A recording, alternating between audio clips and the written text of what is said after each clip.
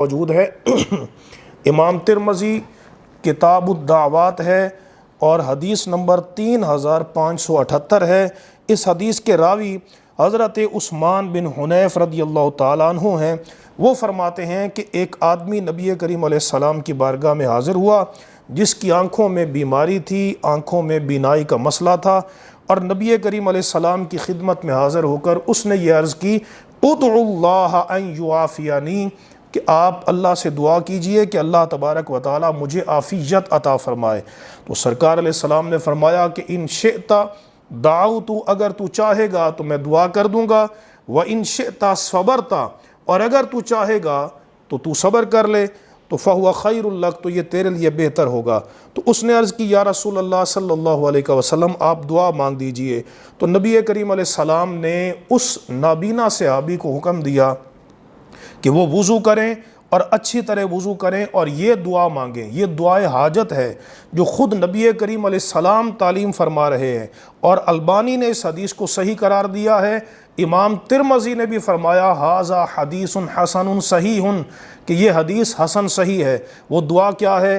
عرض کی اللہم انی اسألک واتوجہ الیک بنبیک محمد النبی الرحمہ، کہ اے اللہ میں تجھ سے سوال کرتا ہوں اور تیری طرف تیرے نبی کے وسیلہ سے، محمد مصطفیٰ کے وسیلہ سے جو نبی رحمت ہیں، میں تیری طرف متوجہ ہوتا ہوں۔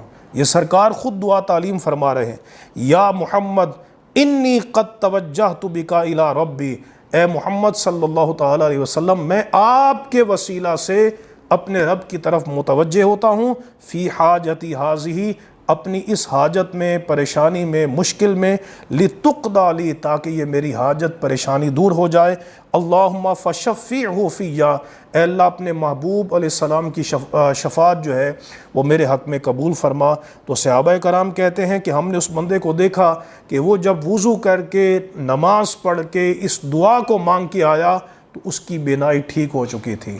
اب دیکھیے رسول اللہ کا وسیلہ کتنی برکت والا ہے، اس لیے یہ کہنا کہ اس پر کوئی حدیث نہیں، یہ ان کی اپنی جہالت ہے اور ناواقفیت ہے، وگرنہ احادیث میں، کثیر احادیث میں موجود ہے کہ صحابہ کرام رضوان اللہ تعالی علیہم اجمعین رسول اللہ کا وسیلہ پیش کرتے تھے، اور یہ مستحسن عمل ہے۔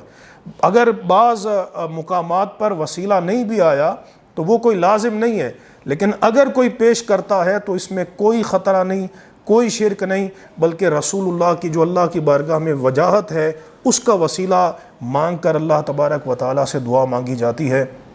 اللہ رب العزت ہمیں حق اور سچ پر عمل کی توفیق عطا فرمائے۔ وآخر دعوانا ان